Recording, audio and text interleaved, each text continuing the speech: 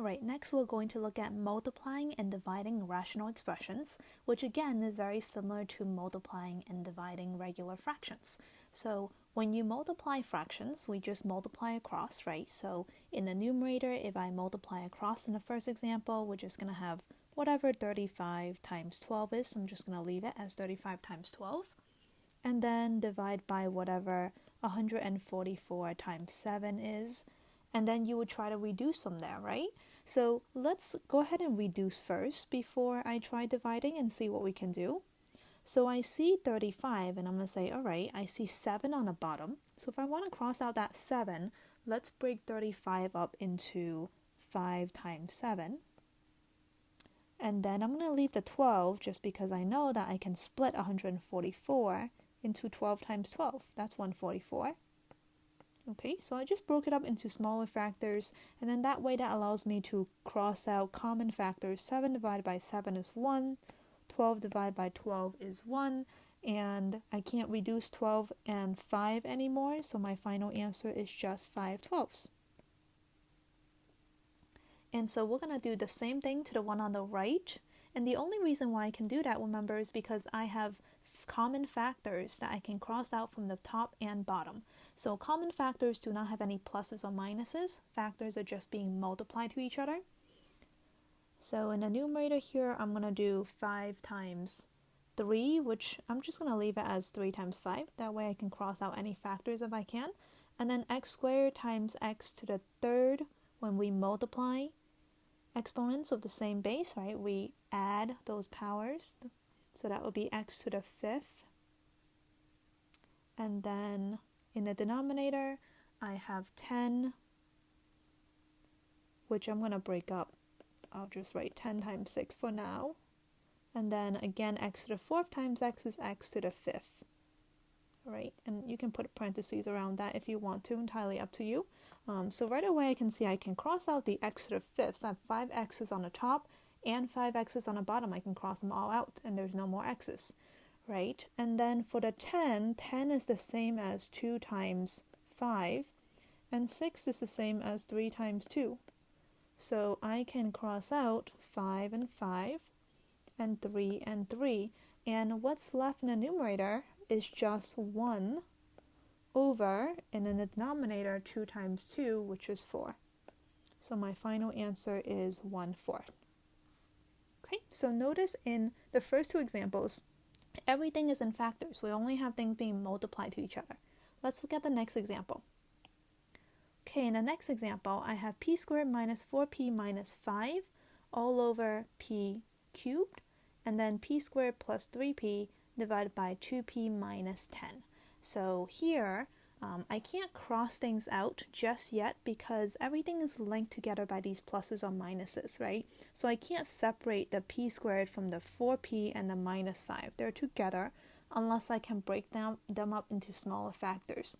And similarly, I can't break up this 2p minus 10 right now. I can't cross them out individually because they're stuck together. So we want to factor first. Okay, so I'm going to try to break the p squared, the first numerator, p squared minus 4p minus 5 up into p and p squared, I'm going to split into p, and then negative 5 factors that multiply to give me negative 5 and add to give me negative 4. That would be negative 5 and positive 1. Okay. In the denominator, p cubed, there's nothing to factor. And then multiply by my second fraction. Now, whenever we're factoring, the first question we always ask, regardless, is there a GCF? In this case, there is. So I'm going to factor out the p. That's its own factor. And I'm left with p plus 3. And then in the denominator, I also have a GCF of 2 that I'm going to factor out, and I'm left with p minus 5. Okay, so then from there, we're going to cross out any common factors. So remember, everything in parentheses are factors. So looks like p minus 5 and p minus 5 I can cross out. And then the only other thing I can cross out is there's a p on the top that I can cross out. And if I take out a p from the bottom here, I would have p squared left. I would have 2 more left. And that's as much as I can do. So my final answer, what's left in the numerator, is p plus 1 times, because we're multiplying, p plus 3. And in the denominator, we have 2p squared. And that is it. Okay, let's do one more. First numerator, GCF, 3x, so let's take that out. And I'm left with x minus 2. Okay, and feel free to try this on your own, pause and try this on your own. In the denominator, no GCF. I have a trinomial, so I'm going to break it up into 2 factors, x and x. Factors that multiply to give me 9 and add to give me negative 6. Minus 3, minus 3. The second fraction, again, no GCF. I have a quadratic, so I'm going to go ahead and break it up into 2 factors.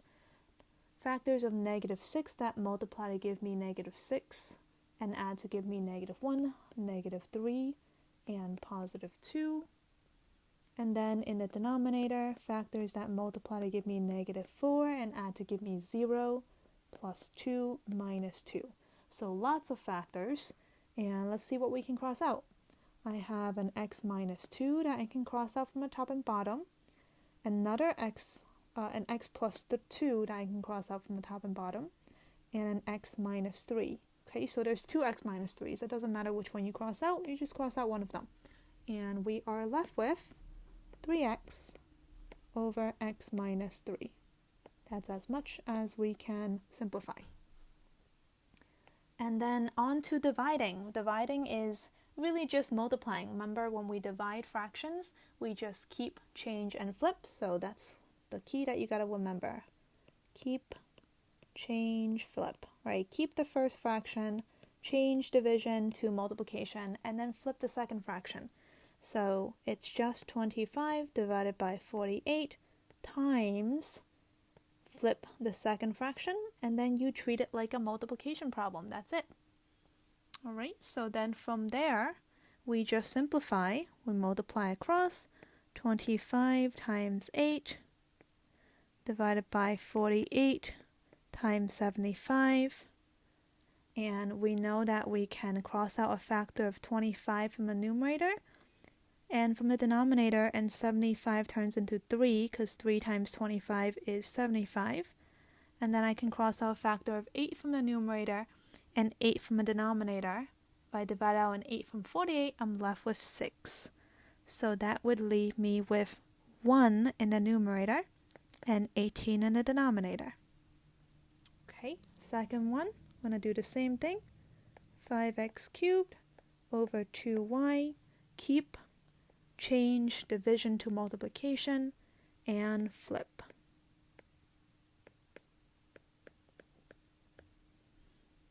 Okay, so then from there, we could multiply across first, so you could start crossing things out. 5, I'm going to cross out the 5 from the 15, I'm left with 3. I'm going to cross out a 2 from the bottom, and take a 2 out from the 4, and I'm left with 2. Looks like I can cross out 3 x's from the top and bottom, so there's only one more left on the bottom. And if I cross out 1 y from the top and bottom, I still have a y left on the bottom. So this simplifies to just 2 left in the numerator, and on the denominator I have 3 and I have 1x and we have 1y. Alright, let's try something a little trickier. Really just the same, but you gotta remember to keep, change, flip. So that's the first thing we're gonna do first, alright? When it's division, we're going to change it to multiplication. So keep the first fraction the same, change division to multiplication, and flip. And then we're gonna treat it the same way as a multiplication problem. I have pluses and minuses, so I want to factor if possible. 5x does not have any pluses or minuses. I don't have to factor it. It's already factored. Denominator of the first fraction, GCF of x, and I'm left with x plus 4. Sometimes after you take out the GCF, you don't have a quadratic anymore, so that's it. Second fraction, no GCF. I have a quadratic, so break it up into the 2 parentheses. x and x, and that's going to give me factors of -8. That adds to give me 2, so that's going to be 4 and -2. And then denominator, I do have a GCF of 3, so I'm going to take that out, and I'm left with x minus 2. Okay, so once we factor everything, let's cross out what we can. X plus 4 I can cross out. X minus 2 and x minus 2 I can cross out. And actually this x I can cross out because 5 times x, they're individual factors. So I'm just crossing out the x. 5 is left on the top, and on the bottom we just have 3. So the x's all cancel out. It's just 5/3. And one last one. All right, so first step, when it's division, we keep and we change and we flip.